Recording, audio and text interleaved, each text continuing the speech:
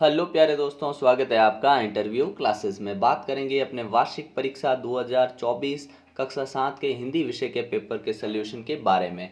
Channel पे आप नए हो तो सब्सक्राइब ज़रूर कर लीजिएगा, क्योंकि आपके वार्षिक परीक्षा के सभी पेपर का सलूशन यहाँ पे आपको वीडियो के डिस्क्रिप्शन में प्लेलिस्ट में मिल जाएगा।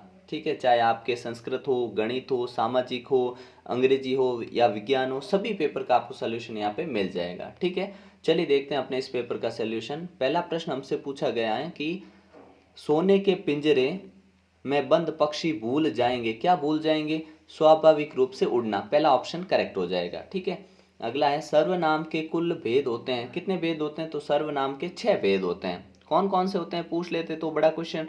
तो हम बताएंगे पुरुषवाचक सर्वनाम, निश्चयवाचक, अनिश्चयवाचक, संबंधवाचक, प्रश्नवाचक और निजवाचक। ये याद रखना। ठीक है, अगला प्रश्न है अपना, हिमालय की बेटियां पाठ के लेखक हैं, कौन है? यतीन्द्र अग्रवाल या फिर जैनेन्द्र कुमार या फिर नागार्जुन। तो अपना ऑप्शन क्या हो जाएगा सही? स ऑप्शन, नागार्जुन इन्होंने लिखा है अपने हिमालय की बेटियां पाठ। ठीक है, फिर है भाववाचक संज्ञा का उदाहरण है, तो कौन सी संज्ञा जो भाववाचक है? तो करेक्ट ऑप्शन क्या होगा अपने? द, बनावट।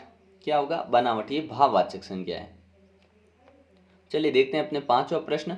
पूछा है एक वचन का सही उदाहरण है, एक वचन कौन सा है? युवाजन, मंत्रीगण, लेखक वृंद या सेना। तो एक वचन होगा अपने सेना। हालांकि सैनिक इसमें खूब सारे होते हैं, लेकिन क्योंकि एक समूह का बोध कराते हैं और समूह एक समूह का ही बोध करा रही है, इसलिए इसको बोलेंगे हम एक वचन का उदाहरण हुआ सेना। अब है अपने प्रश्न रिक्त स्थान वाले। पहला प्रश्न हमसे पूछा गया है, मुझे पाँव पर छोड़ दो। तो क्या? मेरे पाँव पर छोड़ दो। ठीक है, बच्चे बड़े से चूसते थे, क्या? चाव से। बच्चे बड़े चाव से चूसते थे। ठीक है, सपने में भी कितना अच्छा लगता है बैठना। क्या हो जाएगा? बैठना। अगला प्रश्न है अपना, ऐंठ बेचारी पाँव भागी, कैसे? दबे पाँव भागी। ठीक है, बरसों रे बदरिया सावन की। ठीक है ना। अगला प्रश्न देखते हैं अपने, जिसमें अपने प्रश्न पूछा गया आपको निम्नलिखित के तीन तीन पर्यायवाची शब्द आपको बताने हैं। ठीक है, जैसे पहला प्रश्न है कि राजा, अब राजा के तीन पर्यायवाची शब्द आपको बताने हैं। ठीक है, चलिए देखते हैं अपने राजा के तीन पर्यायवाची शब्द। पहला हो जाएगा अपने नरेश। ठीक है, दूसरा लिख देंगे अपने महीपति भी कहते हैं। ठीक है, और एक और लिख देंगे नरपति। ठीक है, यूं और भी लिख सकते हैं हम, जैसे नरेंद्र, ये भी राजा का ही होता है। ठीक है, महीपाल भी राजा का होता है। ठीक है, आपको तीन लिखने हैं। अगला है अपने फूल। फूल के लिखते हैं, चलिए पहला तो हम पुष्प लिख देंगे, याद ही है। ठीक है, बड़ा आसान भी है, सिंपल है ये तो। कुसुम, ठीक है, और प्रसून। ठीक है ना, इस प्रकार से तीन इसके पर्यायवाची लिख देंगे। अगला देखते हैं अपने बादल। बादल के पर्यायवाची, तो बादल का एक ये याद रखिएगा, अभ्र। अभ्र, ठीक है ना। मेघ तो बोलते ही हैं हम। ठीक है, और जलधर, जल को धारण करने वाले, जलधर। ठीक है, वारीधर। ठीक है, ऐसे लिख देंगे। फिर है अमृत। अमृत के लिखने हैं तो सुधा, सुधा लिख देंगे, सोम लिख देंगे। ठीक है, तीन लिखने हैं अपने को, सोम लिख देंगे और एक अमीय, पीयूष भी लिख सकते हैं। ठीक है ना। चलिए इस प्रकार से ये आपको करना है। अगला प्रश्न देखते हैं अपने, जिसमें आपको लिंग परिवर्तित करना है। तो पुत्र का पुत्री। ठीक है, और मंत्री का मंत्री ही रहता है, ध्यान रखिएगा, मंत्री का मंत्री ही लिखना आपको। ठीक है, सेम ही लिख देना वापस। फिर बेटा, बेटा का हो जाएगा बेटी। क्या हो जाएगा अपने? बेटा का बेटी। और औरत का हो जाएगा मर्द। ठीक है ना, मर्द। अगला देखते हैं अपने, जहाँ अपने एक पंक्ति में उत्तर देने हैं आपको। ठीक है, तो कुंवर सिंह के व्यक्तित्व पर सबसे ज़्यादा प्रभाव किसका पड़ा? तो सबसे ज़्यादा प्रभाव किसका पड़ा था? उनके पिताजी का। किसका? उनके पिता का। ठीक है, अगला है धनराज। बचपन में धनराज पिल्ले अपने दोस्तों से स्टिक उधार क्यों मांगते थे? स्टिक मांगते थे, वो हॉकी खेलने वाले। ठीक है ना, आप पार्ट पढ़ ही रखा होगा। ठीक है ना, नहीं तो स्टिंग समझ लेंगे, स्टिंग नहीं स्टिक। ठीक है, तो स्टिक क्यों मांगते थे? क्योंकि उनके पास धनराज पिल्ले जो थे, उनके पास इतने पैसे नहीं होते थे जिससे वो खरीद सके। ठीक है, इस कारण वो अपने साथियों से मांगते थे।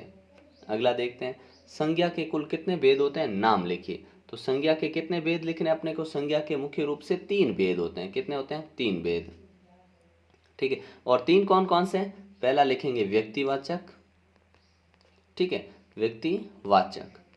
दूसरी संज्ञा कौन सी होगी, जातिवाचक, जातिवाचक, ठीक है।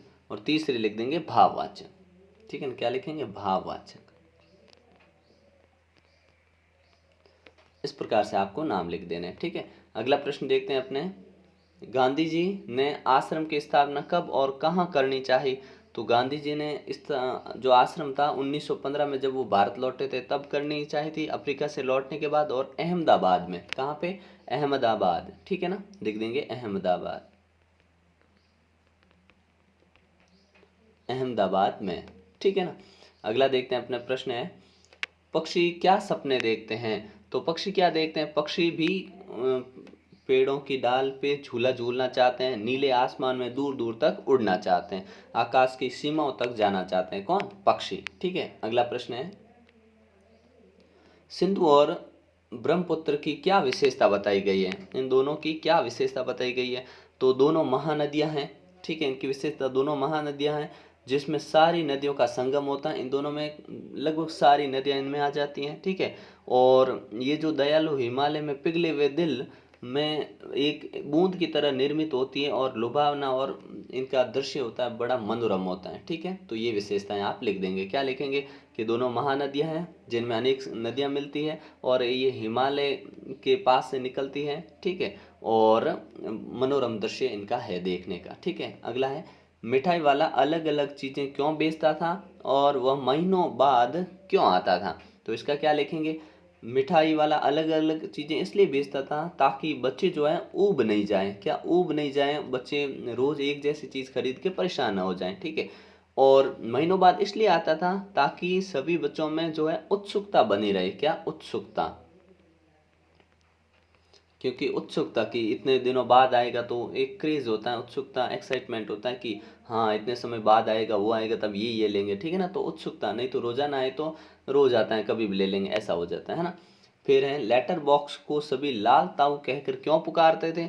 एक तो लेटर का कलर कैसा था, लाल था, दूसरा ये लाल रंग का था, और बड़ों की तरह ये बातें भी करता था, कहने का मतलब इसमें पत्र आते थे तो ये बातें करता था ऐसा मानते हैं, और इसी के कारण इसको लाल ताऊ कहते थे, ठीक है। अगला है, लेखिका को नीलकंठ की कौन कौन सी चेष्टाएं बहुत भाती थी। तो नीलकंठ की एक तो गर्दन ऊंची करके देखना, और दूसरा लिख देंगे मेघों की सांवली छाया में अपने इंद्रधनुष के गुच्छे में पंखों को मंडला कर नाचना, ठीक है। मतलब ये जो मयूर पंख था इसकी गर्दन, नीलकंठ जो था इसकी गर्दन लंबी करके देखना, बागों को, बादलों यानी मेघों को देखना, और पंख फैलाकर जो वो विशेष भंगिमा में नीचे दाना चुगता था गर्दन करके उसको देखना, ये सारी अपने लेखिका को बड़ी पसंद आती थी। भोर और बरखा पाठ के आधार पर सावन की विशेषताएं लिखिए। तो देखिए, भोर और बरखा पाठ के आधार पर सावन की क्या विशेषता है, कि सावन बहुत ही मनोरम होता है, ठीक है, मन को अच्छा लगता है, मन में उमंग और उल्लास भर देता है, ठीक है। और सावन में बिजली चमकती है, बादल गरजते हैं, पशु पक्षी सब प्रसन्न होते हैं और सुहावना मौसम होता है, ठीक है। इस प्रकार से आप लिख सकते हैं। फिर आपको यहाँ पे अगले प्रश्न में दे रखा है कि एक बिंदु जो भी है, होली या फिर गणतंत्र दिवस, इन पे आपको पूरा एक निबंध लिखना है, ठीक है। चलिए अगला है, बीमार होने के कारण 3 दिन का अवकाश पत्र आपको लिखना है, ये प्रार्थना पत्र है, ये बड़ी सिंपल चीज़ें आप आराम से लिख सकते हो, ठीक है। चलिए मिलते हैं नेक्स्ट पार्ट में, ठीक है, तब तक के लिए जय हिंद, जय भारत।